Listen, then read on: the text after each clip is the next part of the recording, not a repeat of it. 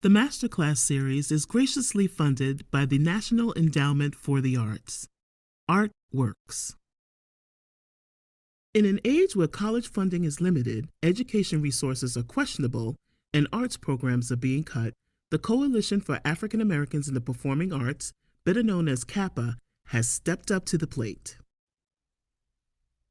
Inspired by CAAPA as part of its commitment in supporting classical music education and performance artists throughout the United States and abroad, we offer the Masterclass series.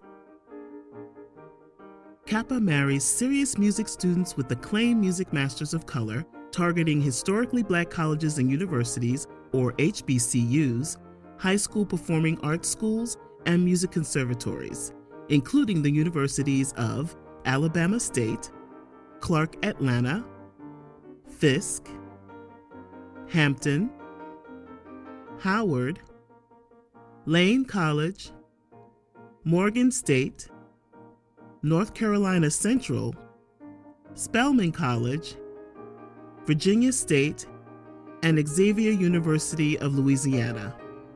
Since its launching in 2014, the Masterclass series helps students work on technique, improve stage presence, fine-tune performances, and build self-confidence. While emphasis is placed on classical music students to participate in the Masterclass series, audiences and faculty members are also encouraged to attend the free-to-the-public sessions. An exciting and fresh way to help CAAPA bring color to the classics. The Coalition for African Americans in the Performing Arts, in partnership with Howard University, presents the Masterclass series, the premier Black classical music Masterclass series.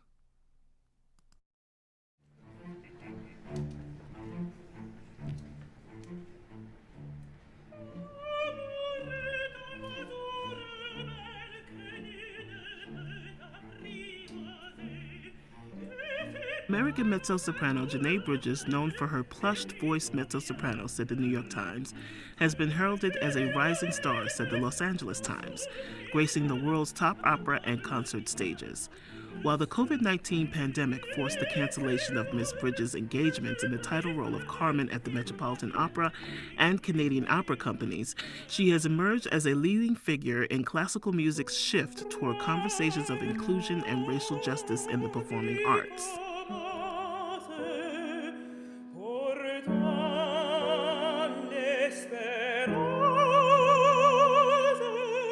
Bridges led a highly successful panel on race and inequality in opera with the Los Angeles Opera that drew international acclaim for being a conversation of striking scope and candor, said the New York Times. Bridges also performed with the Los Angeles Philharmonic under the baton of Gustavo Dudamel for 2 episodes of the digital soundstage series. Other upcoming highlights of Bridges' 21-22 season include the title role of Carmen with Palm Beach Opera and the world premiere of Adolphus Hailstork's A Knee in the Neck with the National Philharmonic.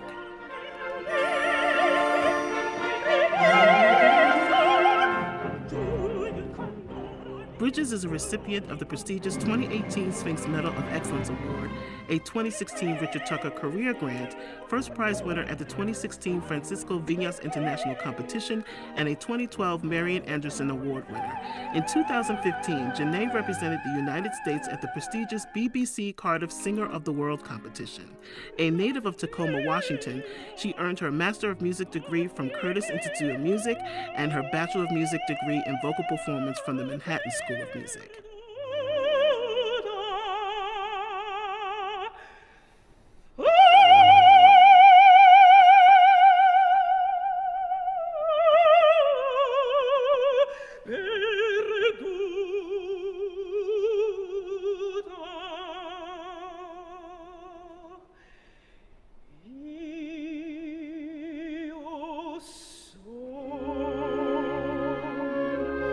Facilitating today's masterclass is mezzo-soprano Renée Bridges.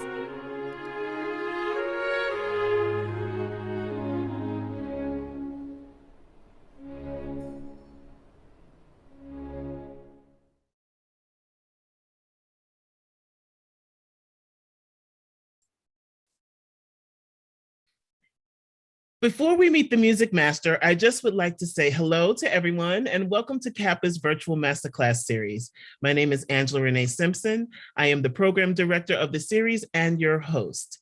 I would like to thank Howard University and its music department for agreeing to partner with us today in bringing color to the classics. To the Howard University music students and faculty who are observing via Zoom, we will have a short question and answer session after Ms. Bridges finishes working with Ms. England. Please feel free to use the chat button for any questions you may have. And those who are watching on Facebook Live, please post your questions in the comments.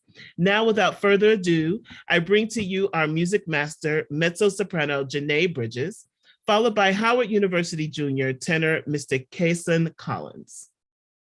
Ms. Bridges, hello, and thank you for joining us. Hello, Ms. Simpson. I'm so happy to be here with you all today. Thank you for having me. You are so welcome. And if we can bring on Mr. Collins, we will get started. I will leave you to it. Hi, I would just like to say that I'm so happy to be with you all today. And before we begin, I want to just let you know that I am here with you. What I have to say is only to enhance your musicality from my perspective. It is not set in stone. So if something resonates with you, that's great. If it doesn't, that's also okay. So I'm excited to hear you, and without any more time, I would love for you to begin. And if you could please introduce yourself and what you're singing, that would be great. Well, my name is Kason Collins, and I'm a junior here at Howard. I am a music business major, and I'm from Houston, Texas. Today, I will be singing If With All Your Hearts.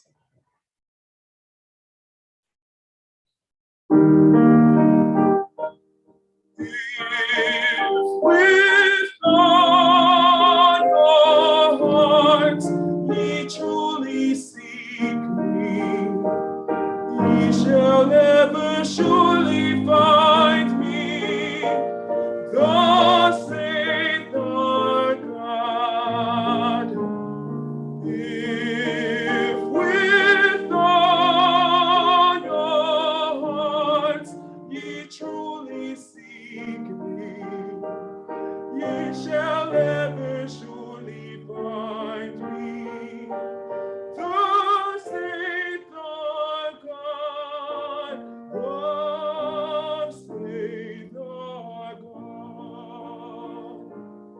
Oh, that I knew where I might find him, that I might even come before his presence. Oh, that I knew where I might find him, that I might even come before his presence. Come before his presence. Oh, that I knew where I might find him, if with all your heart ye truly seek me, ye shall never surely find me. Thus saith our God, ye shall never surely find me. Thus saith our God.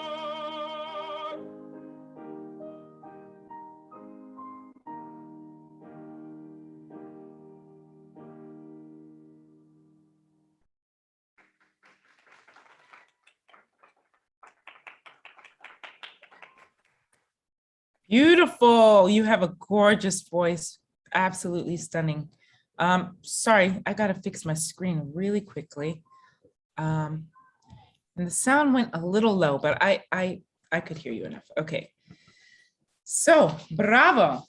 I want to start from the beginning with you. I want you to just, can you hear me okay? Okay. I want you to give a good just shake, just shake your body, loosen up a little bit. Because I saw your left hand was a little bit tense, and to me that automatically just tells me that you have some tension, and I actually used to struggle with that as well in my hands. So yes. All right, let's start from the top. This is clearly in English, this beautiful aria from Mendelssohn's Elijah. I think that your English is beautiful, but there are ways that we can even get the diction to come out more clearer. And because you're essentially repeating these words, there is so much that you can do to change color through diction so that we can just get different feelings from what you're saying. So my process is I like to start and stop, if you don't mind. So if we can just start from the beginning and go from there.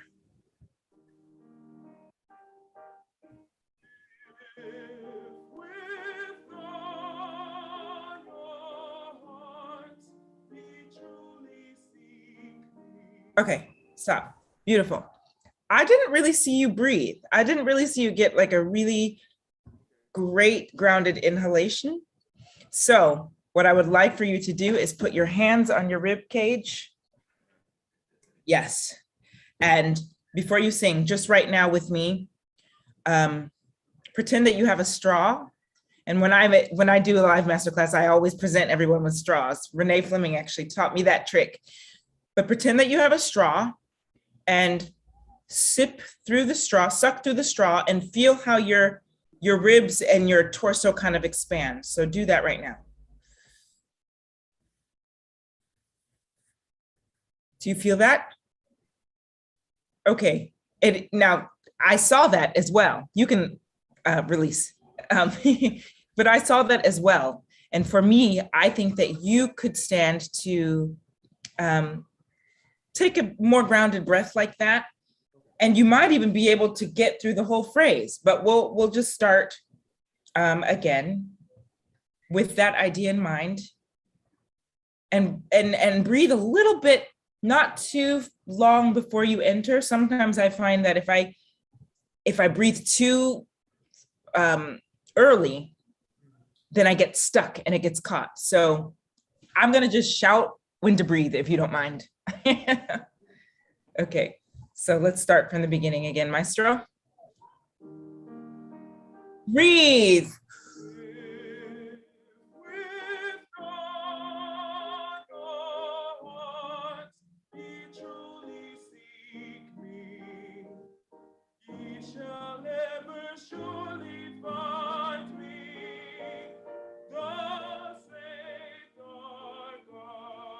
Okay, beautiful. Stop.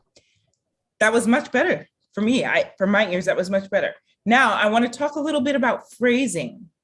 This is your first sentence, your first entrance. I can't remember in the oratorio where this aria comes, but these words are so important. If with all your heart you truly seek me, ye shall ever surely find me. So I want you to speak it. If with all your hearts ye truly seek me, that's where you're going. You truly seek me. And musically, that's where you need to go as well. Ye shall ever surely find me. So that there's direction to it, because that's actually how we would, what the intention is. So I am really big on intention, and not even though Mendelssohn has dictated, note-wise what he wants, there's direction in what you're saying. So that's what you have to sing as well. So do you mind just speaking it? I'm being very rudimentary, but if you just can speak this, how would you say it?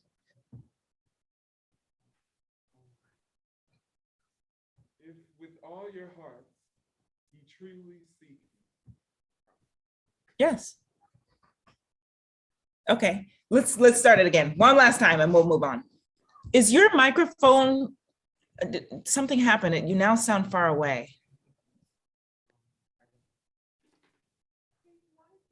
Can you maybe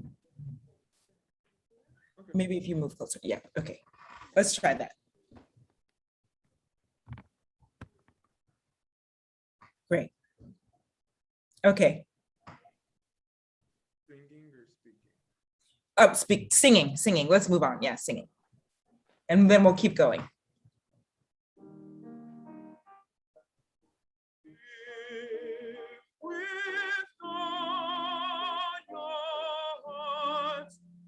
Truly seek me, ye shall never surely find me. Yes. Thus saith the God. Or quieter. If with all your heart ye truly Yes. seek me, ye shall never surely find me. Thus saith the God, thus saith the God. Oh, that I knew where I might find him, that I might even come before his presence. Beautiful. Okay, stop. Gorgeous. This part is so stunning. And I can tell that you're really feeling this. So this new section, oh, make that mean something to you. Is it an O, like a painful O? Is it a joyful O? Is it you're questioning? Make that about something, you know? And it says crescendo. There's a marking for crescendo. So I love how you started off so piano, so quietly. And then it's like you build and you build. And I think the tempo can even slightly go as well. I want to talk just quickly about legato and singing a legato line, because there are a lot of words here. So when I have a lot of words, I often just sing on the vowels without the consonants before I add the consonants. So for instance, it would be, oh, what's the note?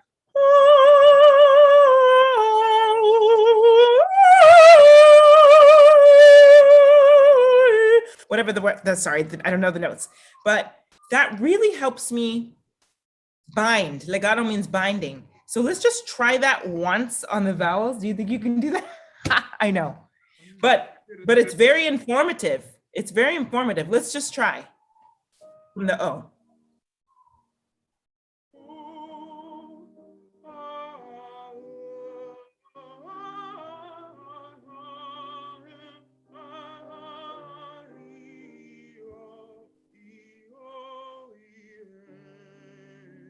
Yeah, see, yeah, it's difficult, but it really shows you where kind of where you're stopping the breath and the legato line, but it should really be kind of like jello, like taffy.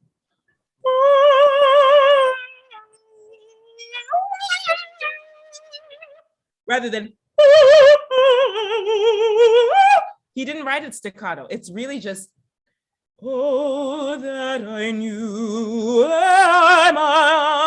So really think of, like, you know, the image of a duck. You see a duck just floating on water, but below they're kicking with those feet. But what we see is just a beautiful duck that seems to be gliding. So that's really what legato is. And the kicking for us is the energy, it's the breath.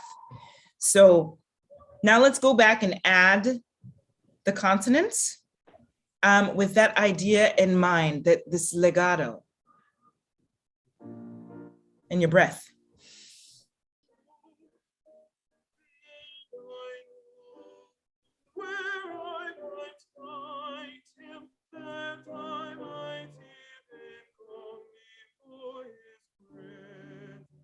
Keep going.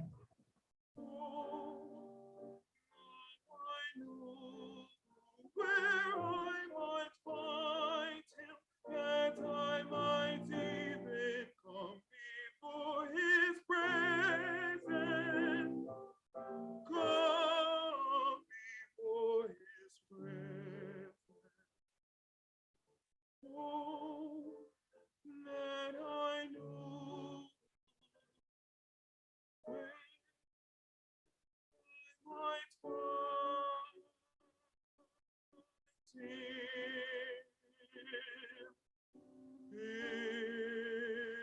with all your heart ye truly seek me, ye shall never surely find me. Thus saith our God, ye shall never surely find me. Thus saith our God. Beautiful. I want to just introduce one other, I don't want to say trick, but tool that I tend to use when I sing high notes and when I have to leap up to high notes, because that's a pretty difficult task. But again, it's connected completely to the breath.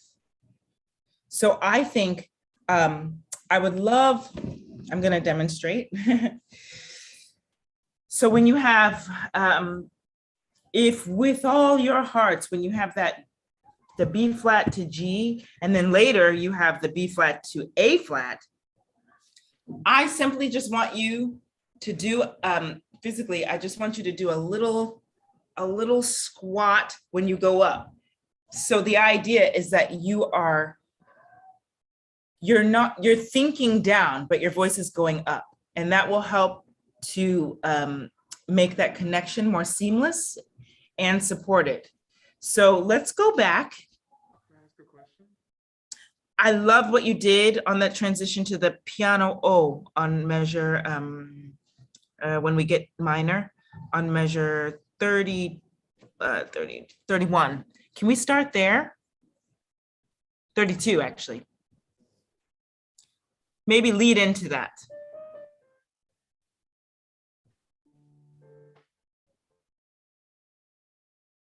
Okay, I'm sorry. I was making sure we were at the right place. Oh, that I know where I might find him,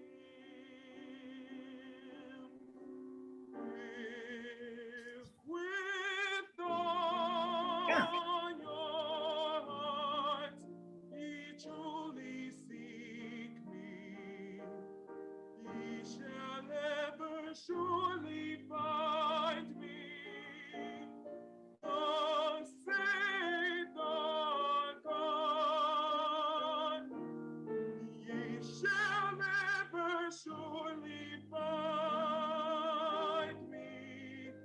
Thus saith our God. Beautiful. See, I feel like that was more connected and seamless, and it just was more legato. And I think with the last, because your final, ye shall ever surely find me. Mendelssohn wrote this high A flat. Why not take a little time? It's in your voice. You have the notes. So I just want to hear that for my own selfish purposes. If you just take a little bit of time on the A flat, ye shall ever surely find me. Take more time on that phrase. There's no rush.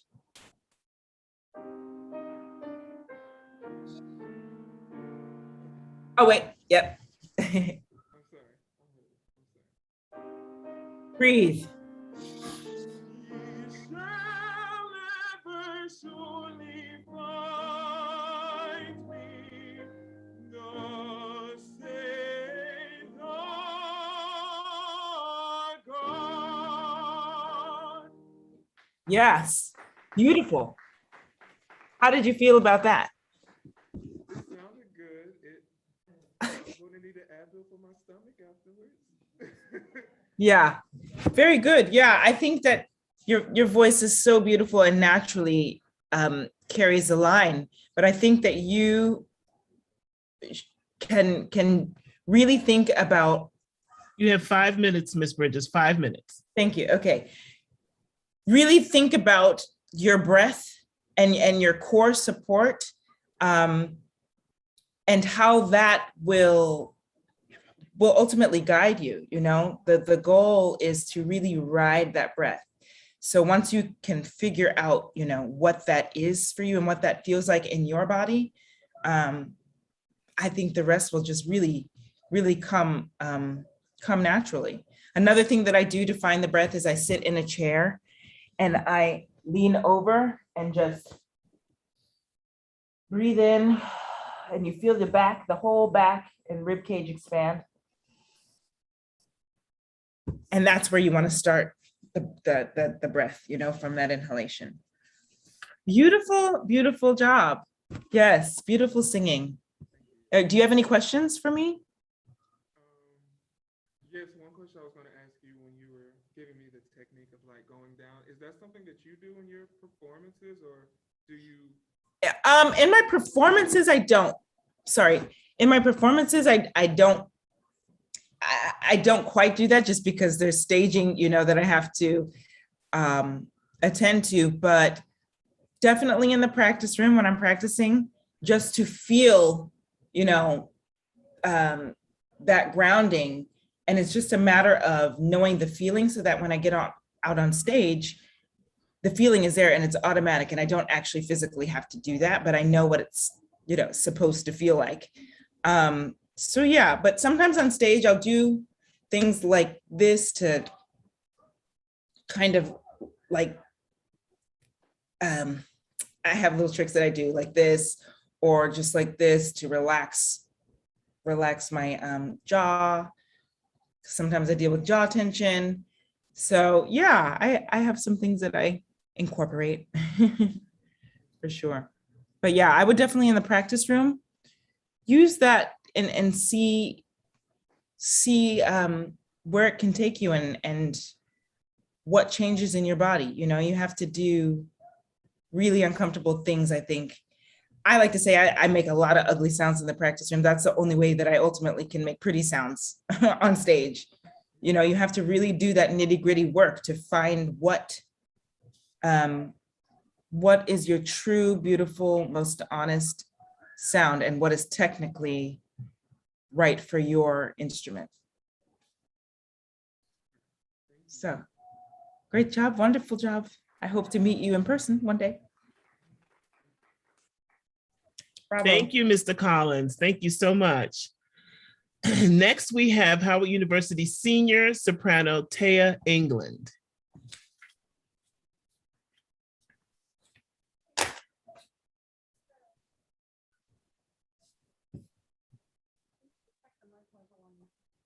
Mr. Collins, if you can turn your camera off. I'm sorry. Hello, Ms. Simpson. We're going to have Kason turn the camera off, and he's going to check the mic levels on his computer because Ms. England is having problems with the phone. I can barely hear you. Okay, hang on. We're checking the mic level now. Okay.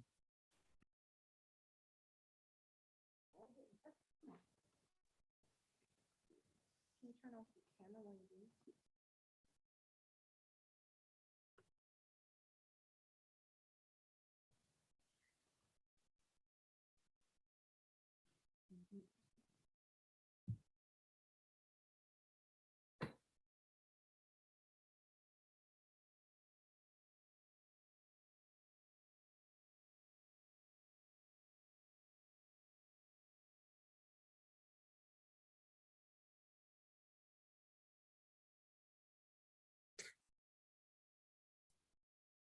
Okay, while we're waiting for Miss England, Miss Bridges, can you talk about what you have coming up this season? What can we look forward to seeing you in? Yes, so my fall season is it's not super busy, but I'm the works that I'm doing, I'm very excited about. I'm singing next a world premiere with the Amarillo Symphony by a composer by the name of Chris Rogerson, and he went to the Curtis Institute of Music, which I also attended. We didn't go there at the same time, but it's very exciting. Nice. Be able to, create and develop a new piece And this piece will be about our earth and how we need to take care of it. So it's very, very timely. And then I'll be taking this same piece to Miami with the new Deco Ensemble, which is an incredible orchestra, and they do a lot of cross-genre collaboration. So we'll be collaborating with the National Geographic, with this as well. So it's going to be amazing. Wonderful. Thank you. And then I will be singing a solo recital at the McCarter Theater in Princeton, New Jersey. So I'm excited about that. And the pianist is Howard Watkins, who is an incredible pianist, coach, accompanist at the Metropolitan Opera.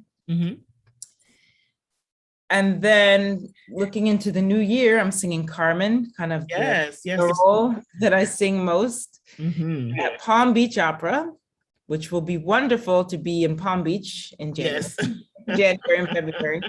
Absolutely, absolutely. Can you speak a little bit about the Knee on the Neck piece? That's going to be a world premiere. Yes, so I'm coming to DC, and I'll be in your neck of the woods. Well, you don't live in DC. That's okay. I'll be in Washington, DC for about 2 months, and A Knee on the Neck is going to be an oratorio. It's a world premiere by the Adolphus Hailstork, and I premiered a recent work of his as well, on commemorating the Tulsa 1921 massacre. But this piece it's going to be epic. It is scored for full orchestra with soprano, mezzo, tenor, and bass. And I think it's about 20 minutes. And it is recognizing George Floyd and the many lives that have been lost to police brutality. So it will be very poignant. And Adolphus Hailstork's, Dr. Hailstork's music it is difficult to learn and even sometimes to sing, but it is, his way of writing for the voice is very intentional, and it's almost like you can visualize what is happening through his writing. It's really incredible. I look forward to that. Thank you.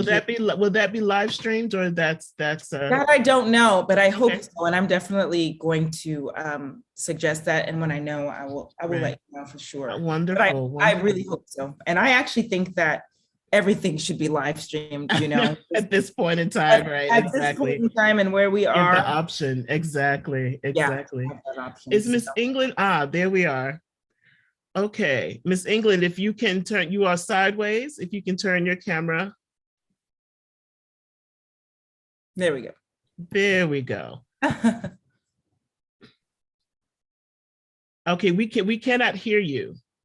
Are you unmuted? Can you unmute yourself? Hello. Okay, there we are. All right, we'll leave you to it. Hang on. Just turn it on. Okay, someone else is on.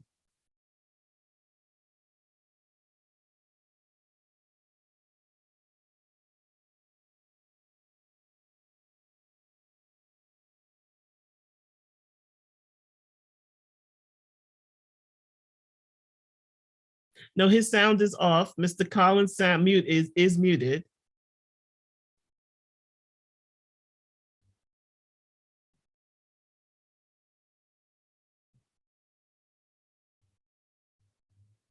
And now say something. Hello. Okay, there we go. We'll leave you to it. Perfect. Good afternoon, you all. My name is Teah England, and I am a senior music business major with a minor in classical voice from Columbus, Ohio. And what are you singing for us today? Today, I will be singing Berceaux, composed by Gabriel Fauré.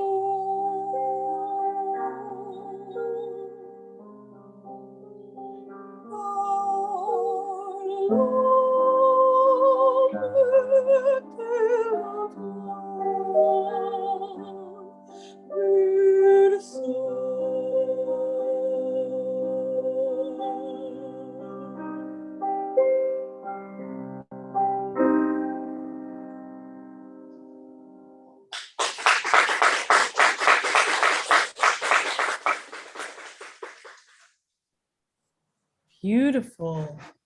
Thank Okay. you. Yes, this is a gorgeous song. This is a gorgeous piece as well. Okay, so you are singing in French. Yes. My favorite language personally to sing. Yes. Can you tell us what you're singing about? So the song is basically about the ships. Their men are getting on the ships and going off in the distance. From what I gathered from it, they're like saying goodbye to their families on those ships, and it's just a sad song about them leaving the area and then going off into the distance. We can see the ships fade away. Okay, absolutely. Very good. Thank you for that.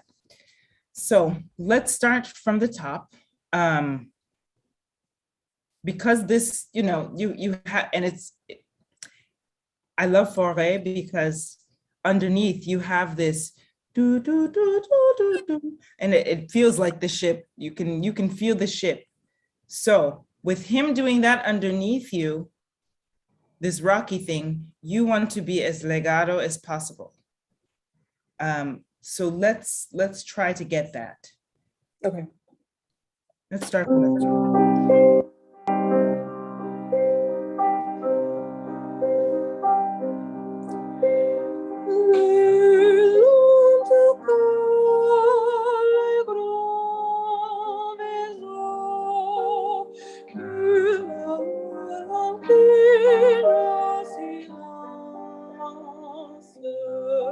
Okay, beautiful.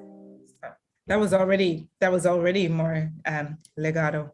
So I'm gonna ask you to do what I asked Kason to do, which is to just sing on the vowels. Okay. So without the consonant.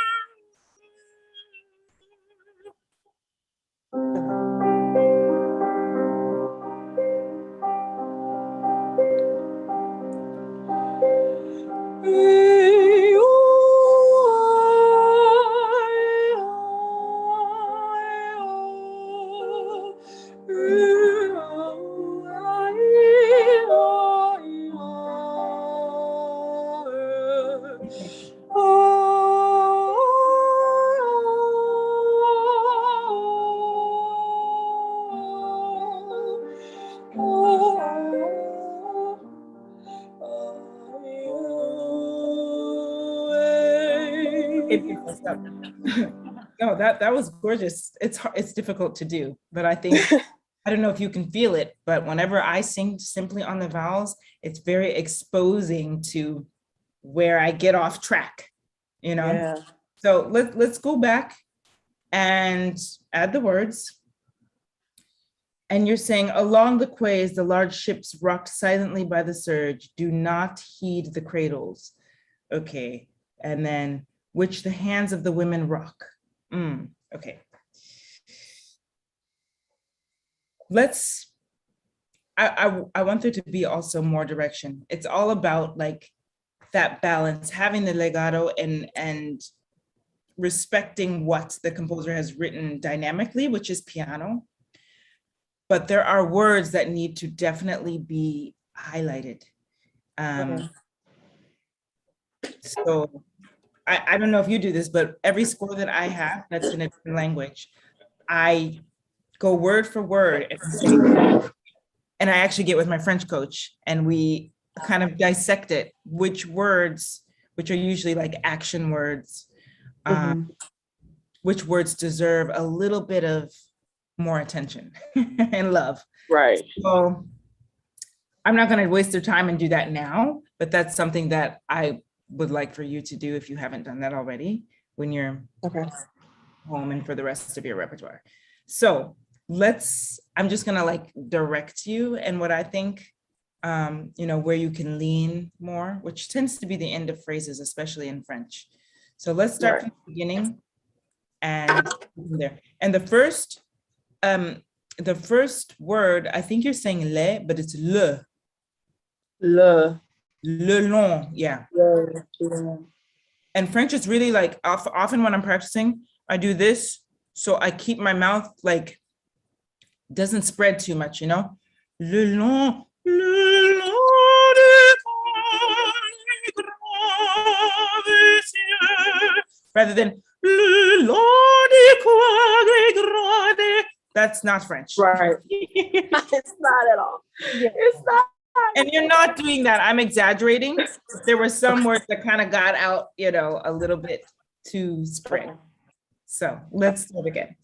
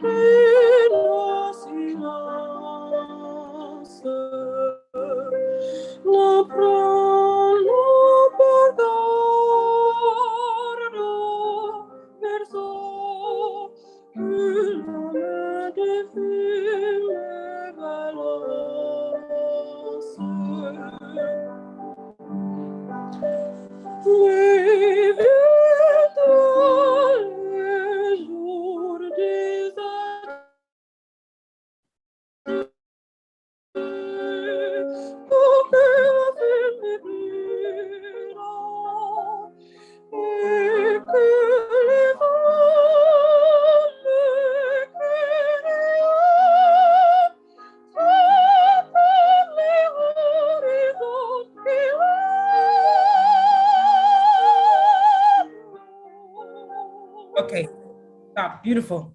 So here, now we're going into something different. This feels a bit to me like more of a cry because he has crescendo poco a poco, which means you're getting louder and faster, quicker, and little by little.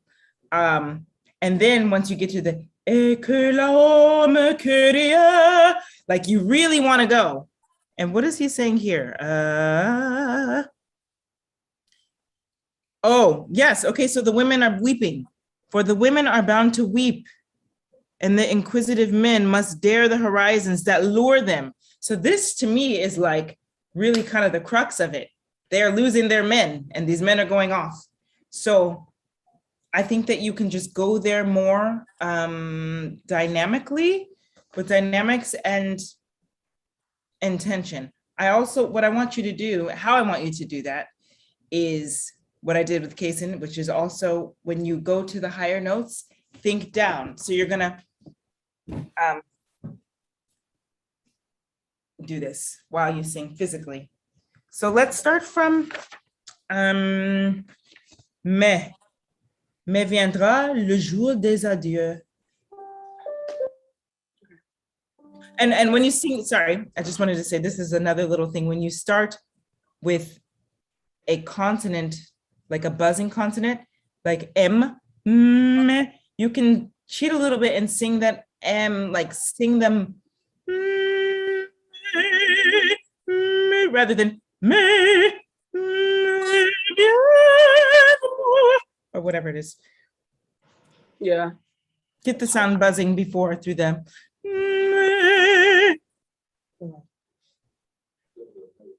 Yeah, gotcha.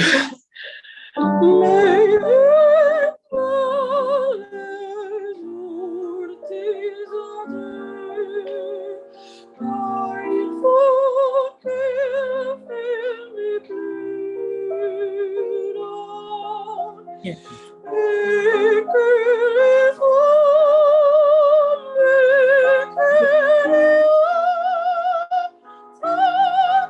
Yeah.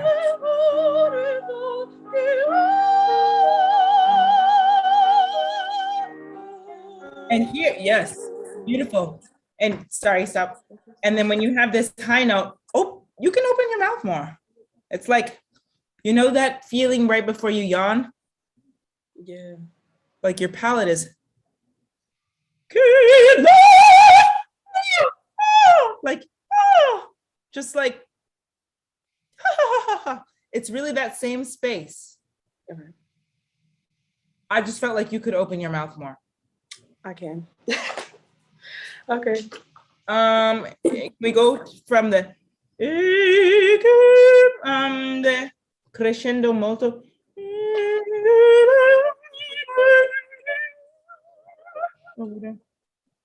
The Ekelehom. Eculeum. Okay. That is at the bottom of, well, it's the Ekelehom. It's the right at one of the crescendo. Yeah. No, you're fine. And this whole, because it's ascending, I want you to slowly.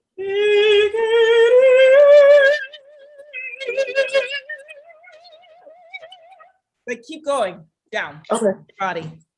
Alrighty.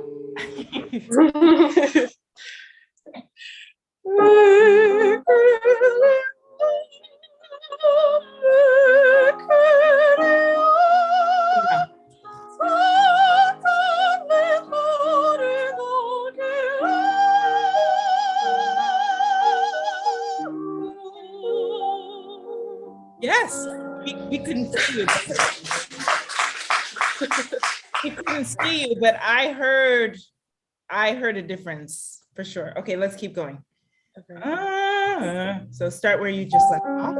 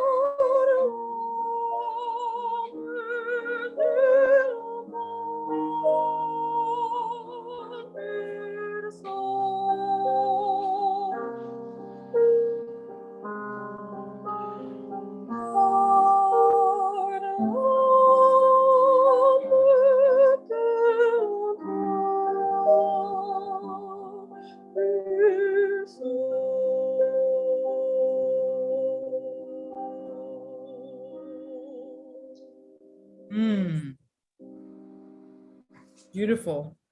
Yeah, I would just Thank you.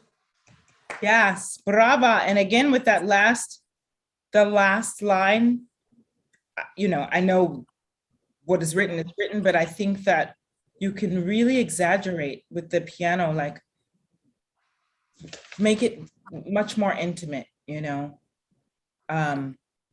by the soul of the faraway cradles. It's such beautiful poetry. But yeah, you really make it more internal, like you're singing to yourself. And the last verso,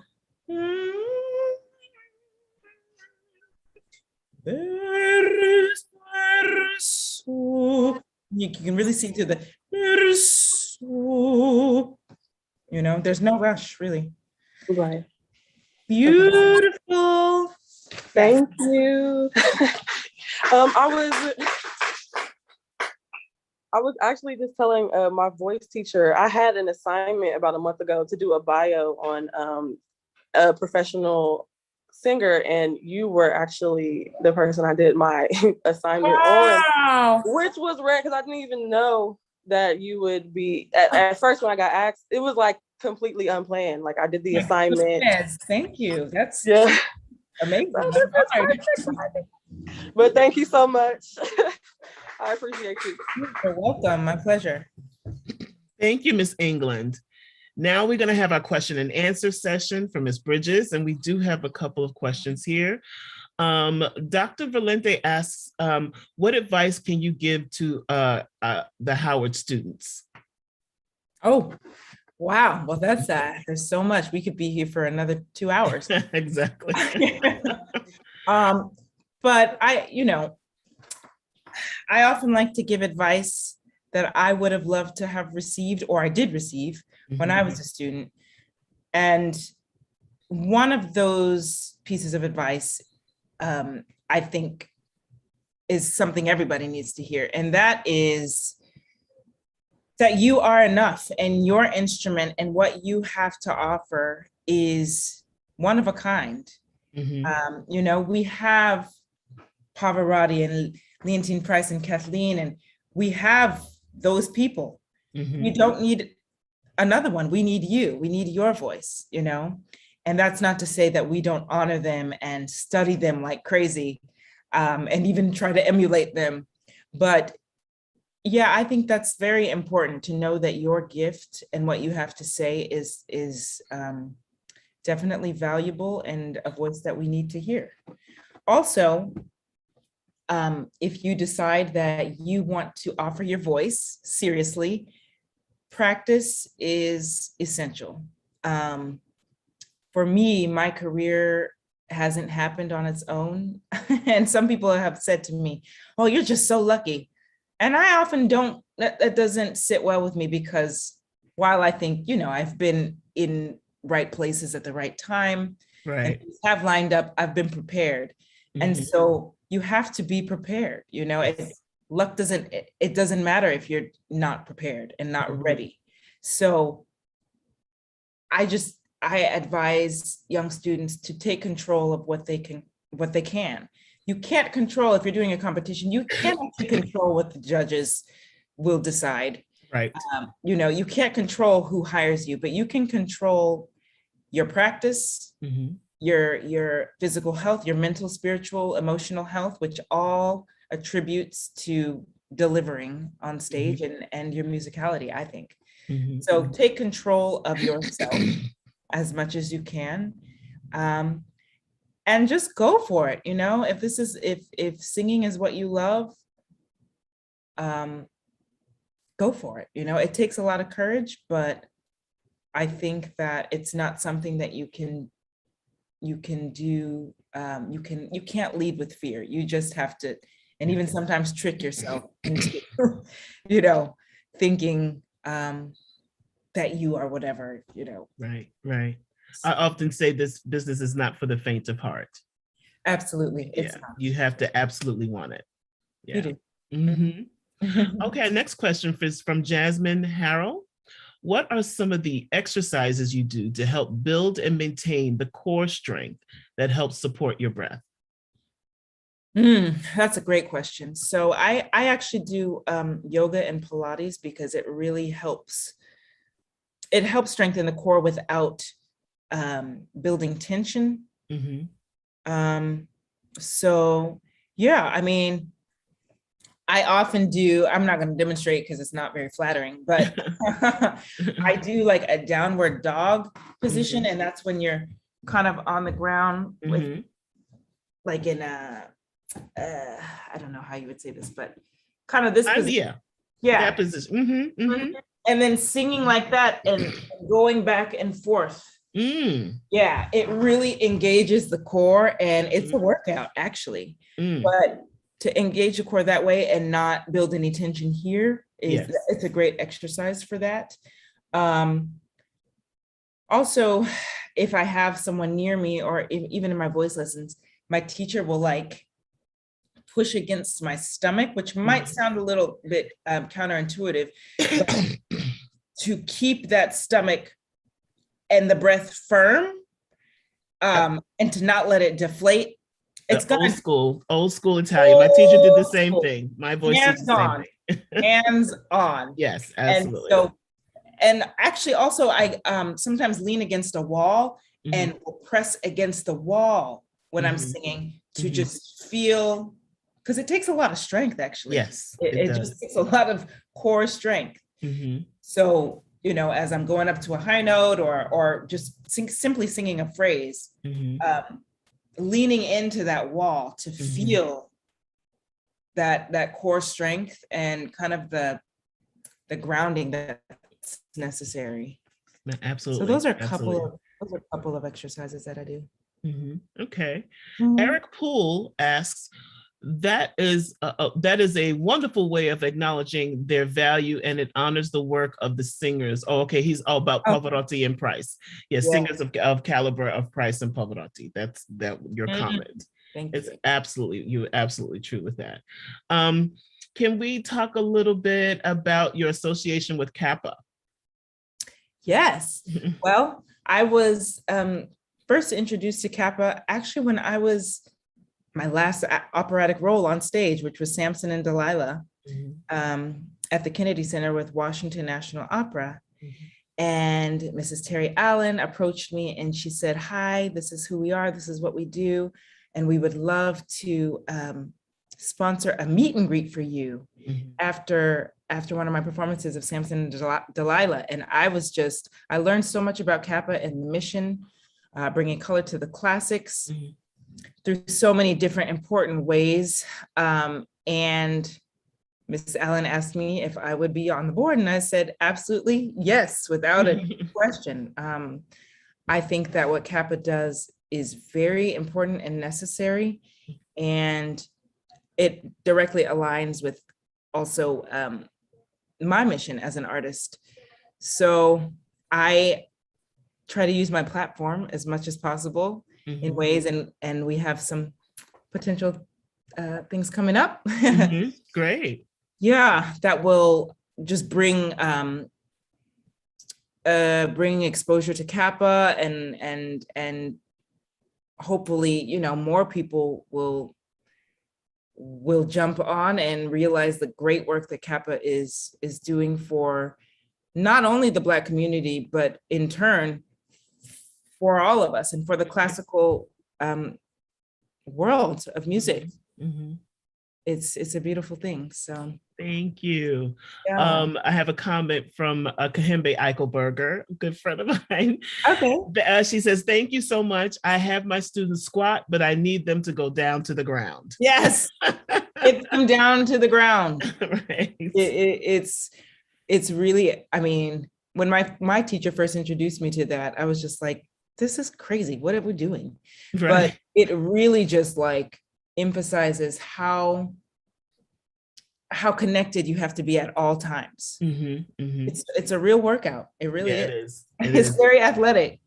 And with this last question, can we talk a little bit about your activities during COVID? Your panel, I don't know if everyone here has seen that. I'd like to touch on that a little bit. The panel on inclusion and diversity that you had with LA Opera. Yeah. Yes. So I was asked by LA Opera during the pandemic to sing a virtual recital. And this was right after the murder of George Floyd. And I couldn't sing. I was in a state of shock, and I was angry and hurt, like many of us. So I said, I'm not in a space to sing right now, but I have this idea. I would love to gather some of my closest colleagues in the business, African American, and have a conversation about what we go through, you know, as artists in the operatic field. And we were all very transparent. I honestly didn't expect for the talk to cover such ground and open up such a reckoning. And I really feel like it springboarded this, along with George Floyd, unfortunately, and Black Lives Matter. It definitely springboarded a reckoning in the classical music world and how much work there is to be done. And it even, I mean, reached over to Europe. It was in a German magazine called Opernwelt. So yeah, you know, I personally, through this pandemic, have found other voices in myself. And that is one of them. Speaking of diversity, equity, and inclusion, and what we need to do. Well, I don't know. We as a whole and society need to do to be more inclusive, because as we know, classical music and opera is primarily white. The audiences don't, and stages don't accurately represent who we are, especially as America, you know. And not just on the stage and in the audience, but also behind the scenes, people, you know, in positions of power, administration. So I've been having lots of conversations, and I'm slowly seeing change, which is great. It's hopeful, and hopefully it continues. Yes, absolutely. Absolutely. It's definitely important, and it's a part of, it's now part of my artistry. Wonderful. We have let's get a quick couple of more questions in. Josh, wait a minute, let's see. Quaid, I hope I'm saying that name right, Dway. Hi, thank you for sharing your time. What advice would you give about preparing for auditions beyond the vocal work? Advice about facing rejection. Also advice about facing rejection. Great questions. What advice would you give about preparing for auditions beyond the vocal work? Okay, so that I'm taking that to mean more like mentally and yeah. Probably, preparing for auditions.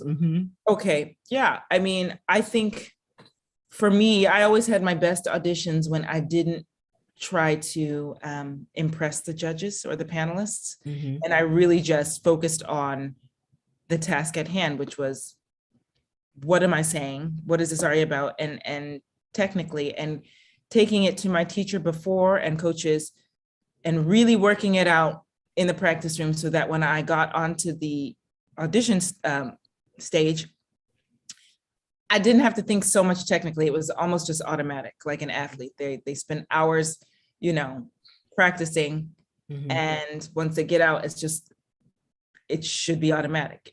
And I'm glad that you asked about rejection, because that is it's a part of life, but it's especially a part of being a performing artist.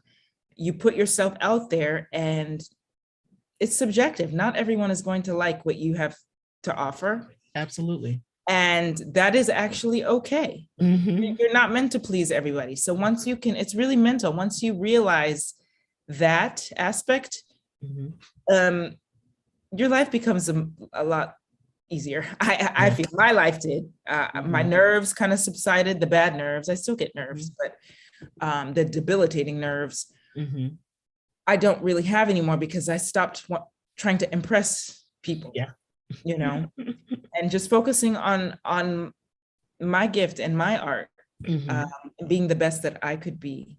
So as far as rejection goes, there will always be this so-called rejection, reviewers, critics, will always have something to say. And that's okay. You're still the one on stage. So yeah. Do you have a few moments for a couple of more questions? Yes. Can you discuss the moment in your lifetime when you had the revolutionary moment, when you realized you had to take the proper initiative and practice every single day in order to achieve your calling? The moment in my lifetime when that happened? Well, if I had to choose a moment, yeah, it was really in grad school. I went to Curtis in Philadelphia, and I came to a rehearsal completely unprepared. And I just thought that I could get away with it.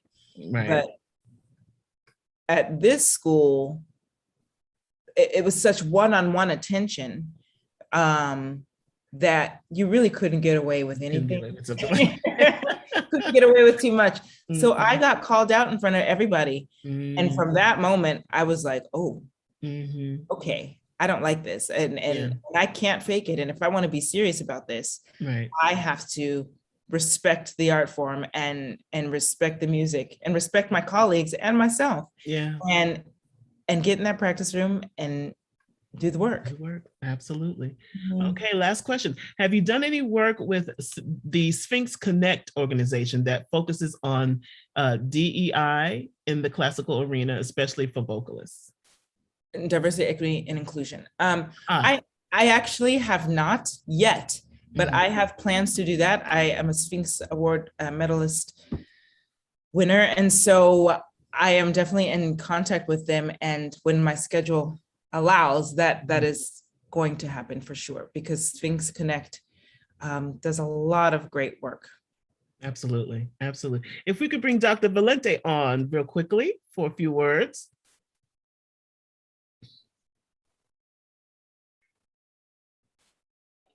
There we go. Hello, Dr. Valente. Oh my goodness. Oh, Miss Bridges, this was just so wonderful. And we were so excited to welcome you back to Howard. I had mentioned earlier that right before we shut down because of COVID, you were our last guest clinician, and it was a CAAPA Masterclass. And now you're our first CAAPA Masterclass of this year. So we're thrilled to have you back. We wish it could be in person, but you worked so well with our students today, and we are just thrilled to welcome you back to Howard. Well, thank you so much. I had a lot of fun, and I hope to be back in person. And if not, for a masterclass, I would love to invite you to come and see my work with Washington National Opera. I'll be premiering a new piece by Carlos Simon at the Kennedy Center in March, and also A Knee on the Neck by Dr. Hailstort. So I would love to see you all then. Oh, we will be there. Without a doubt. Thank you, and thank you for this. I always learn just as much, if not more, from the students. Thank you. All right, thank you so much, Dr. Valente. All right, so this concludes our CAAPA virtual masterclass with the Howard University. I hope everyone enjoyed the performances as well as took away some valuable information from Ms. Bridges. CAAPA would like to thank Howard University's interim chair, department chair, Dr. Chinny Ohaya, Assistant Professor of Classical Voice, Dr. Liana Valente, Mr. Collins, Ms. England, and finally, Ms. Renée Bridges. We at CAAPA are grateful to continue to bring you more master classes this fall and winter, so remember to mark us in your calendars every Wednesday through mid-December. If you are interested in having the CAAPA Virtual Masterclass Series partner with your institution, please stay and watch our exit video, which will have our contact information. Thank you everyone for joining us, and have a wonderful day. God bless.